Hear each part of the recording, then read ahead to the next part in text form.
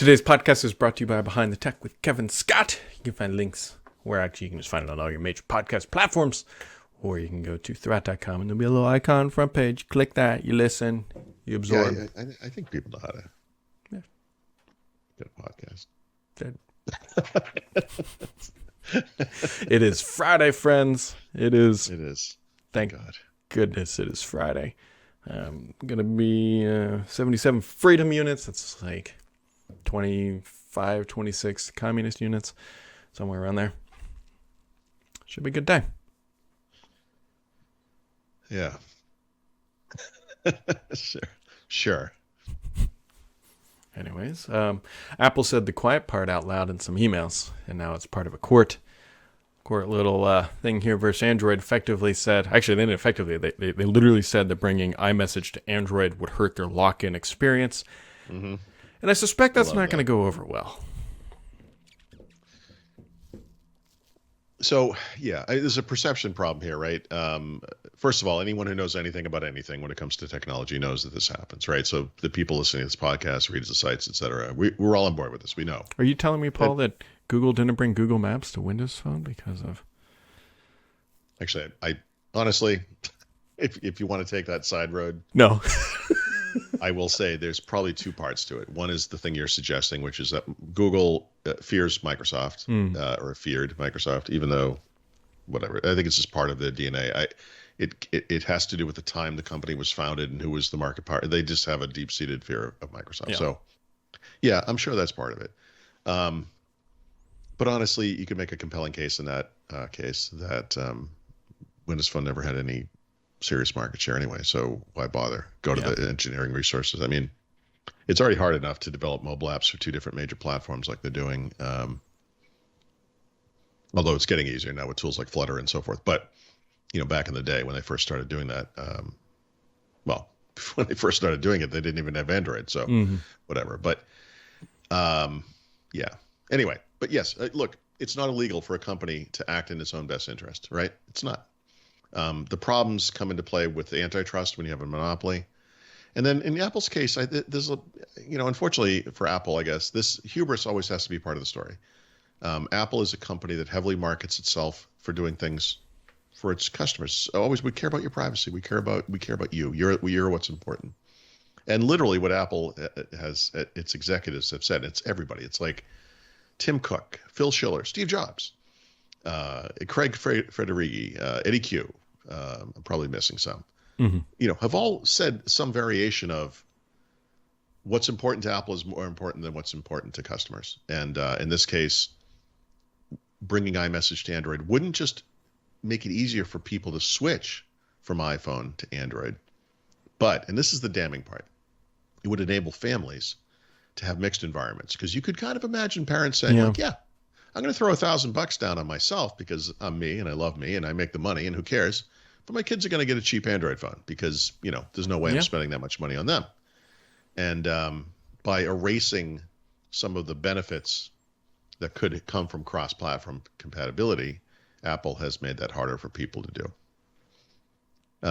So I don't know. Again, this kind of crosses the line between like legal stuff, where we can debate antitrust and monopolies and all that, and then kind of ethical and moral issues, which have nothing to do with the court, frankly. But I think the point of this, like the reason I brought up the tech enthusiast bit, because I wrote this in my article too, is the people listening to this they're on board. Like you've chosen Apple devices. Knowing full well that this is the strategy, and you're like, I just, the benefits outweigh the cons, whatever. And that's a perfectly valid decision to make. I mean, I use iPads. I don't use iPhones typically, though I have. But I use iPads. I use an iPad every day. And, you go into this with sort of a, hopefully an educated viewpoint about the reality of the situation. But I think the courts, if there are juries involved later or just judges, are not technical people. And I'm sure these people are more susceptible to Apple's consumer-focused marketing efforts, So I think this might be a surprise to some people. Like, oh my God, these guys are rather ruthless. They seem so cute on stage. Yeah. They make such good ads. Like, they really do. People dancing, they're happy. They're it's the best. Spending thousands of dollars on credit cards in their store. So this is just coincidental, but I recently bought an iPad Air to replace my aging iPad.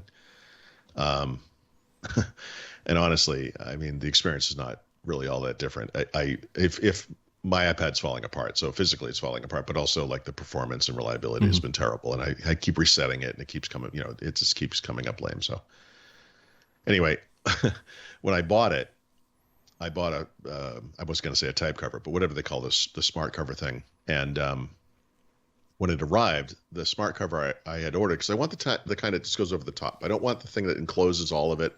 I don't want like a keyboard cover. I just want the magnetic cover the screen thing. Well, guess what, Brad? You may know this. I didn't know this. They don't make one of those for iPad Air. The thing I ordered was for the normal iPad. It didn't fit. So yesterday, my wife and I were going to go out to dinner, and we were going over to Whitehall, which is an area 20 minutes away that has malls and stuff and retail restaurants, whatever. There's an Apple store over there. And I'm like, oh, good timing. I got to exchange this thing. So you go in there, they measure your temperature. It's all masks and, very nicely done. It's Apple, right? Explained the situation to the guy, showed him the receipt on the phone. He scanned it in, got me the right thing, charged me another $30 because the iPad Air has a more expensive cover that, covers the whole thing, whatever, blah, blah, blah. We were in and out of there in like 10 minutes. And my wife, who's normally very critical of Apple, by the way, commented to me. She goes, oh, that went surprisingly well. I said, hold on a second. I, a middle-aged white man, just walked into an Apple store and made an expensive purchase, and you're complimenting them because it went well? Yeah, of course it went well. I handed them money. I bought something and then wanted to replace it with something even more expensive. Yeah, that's what Apple's good at, separating me from my money. I'm like, and she's like, that's a good point, But yeah, I mean, whatever. I mean, I look, this luxury experience is available to all of you if you're willing to spend the money. Yeah. For some reason, I was thinking like there's two companies in my mind that have just like really nailed like that experience that you're talking about. So you've got Apple and ChickFilA. ChickFilA. So I'm curious where you go. I was thinking Disney, but okay. Yeah. Disney maybe, but like Disney is more of like a theme park or whatever, but like from a day-to-day experience, like you can go to, everybody knows you can go to ChickFilA, even if the line is 17 miles long, it's going to move really fast and really efficient because they figured out that funnel is really easy to move if you have 17 people working the car line. And so Apple's very the same way. You go in there and there's 17,000 Apple employees in a 64-inch box. Yep. There was one employee for every person in that store. Yeah. The Chick-fil-A thing is interesting because I have not set foot in a Chick-fil-A to my memory since 1987.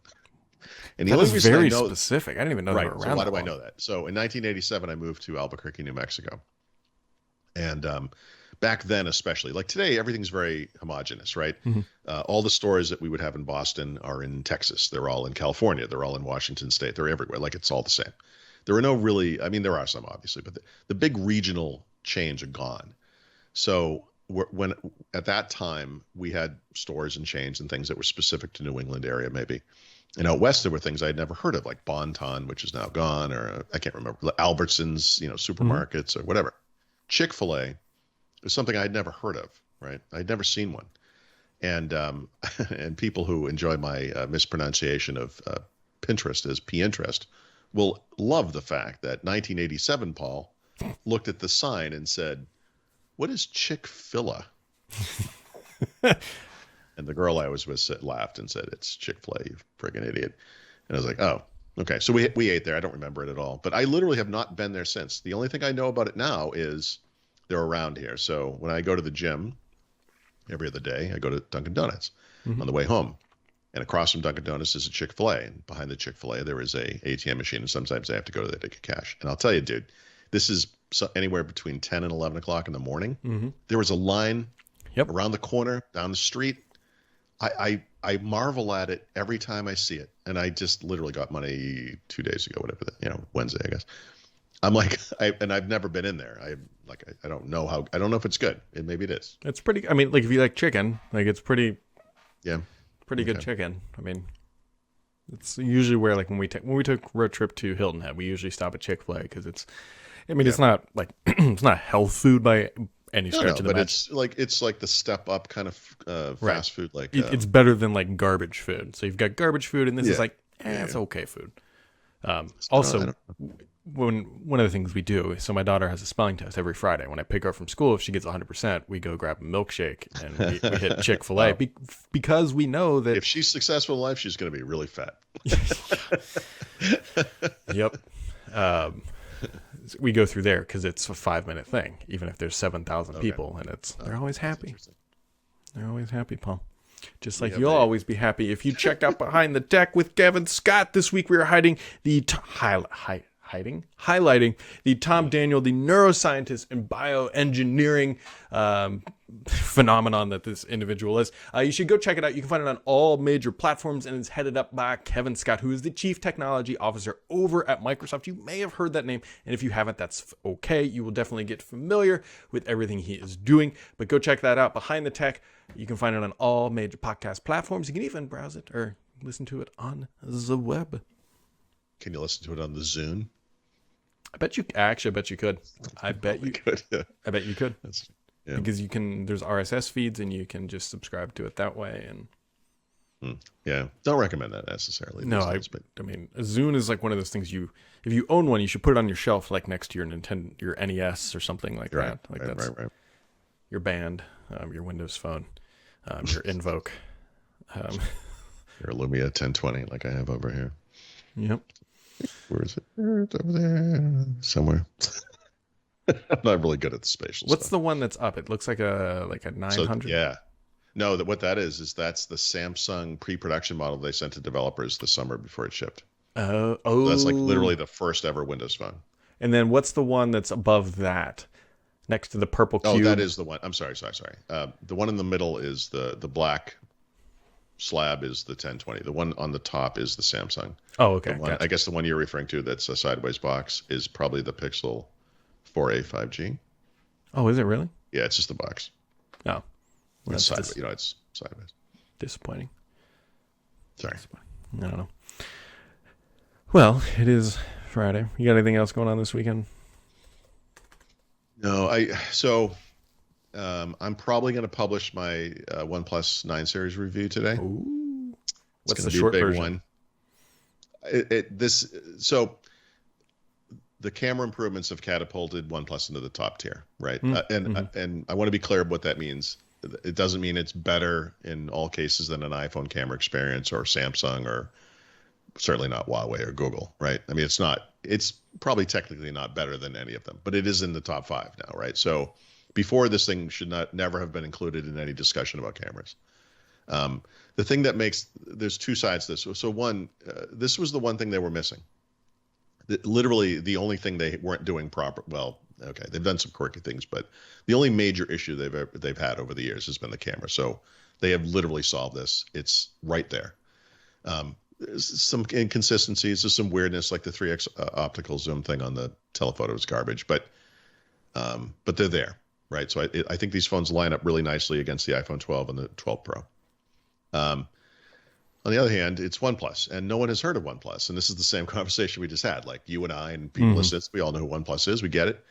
Normal people don't. And unfortunately, as the prices have crept up because component costs are expensive, IP ratings are expensive, whatever it is, they are still less expensive than Samsung and Apple, but not hundreds and hundreds less expensive. And the problem is, I think when you go to a store, Verizon, T-Mobile, whatever it is, where you can buy these things, or if you're looking online even, I think for most people, it's like, what is this company?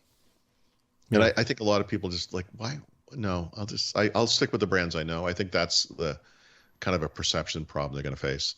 The other little issue, well, maybe it's not a little issue, but I'll also raise the issue that their software is awesome. Like it's the best version of Android you can get by far, including Google's, which is crazy, right? But true. Except for one thing.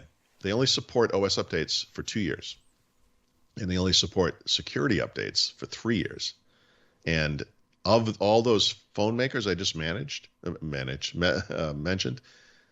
that is the worst. That's not good. And I would say in 2021, given the way the world has gone, given the way our buying habits have shifted, people holding on to phones longer, that's It's not great. So, back in the day, if you were going to spend $500 on a phone that was as good as a $1,000 iPhone, and you only got 3 years of updates, you could say, "Yep, no problem." But when that phone is like $900, it's like, I don't know. Yeah, I mean, my daily phone now is 2.5 years old. Mm-hmm. Now it probably will be upgraded this year. And you want a 10S? 10S. Yeah. It'll primarily be upgraded this year, not so much because it's performance issue. It's the battery is really starting to fall off a cliff. Yeah. And I could probably pay 100 and 150 bucks to get a new battery if I wanted, but 3-year-old phone, I feel like I've gotten my You'll use. have significant improvements in the camera. There's a third lens now, obviously.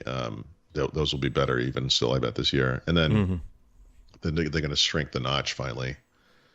I mean, that alone, they have high refresh displays or will. I mean, that'll probably be a good upgrade. Yep, hopefully a fingerprint reader. Although at that point it'll be 3 years since I really had one, so I guess I'm not going to miss it if they don't. But I still want it. But right. So yeah. Anyways, here we are. So that's it for this week, folks. Make sure to check out Behind the Tech with Kevin Scott, and provided the comment doesn't hit the earth, we will be back on Monday. Jeez. The pandemic's over. What's that thing in the sky?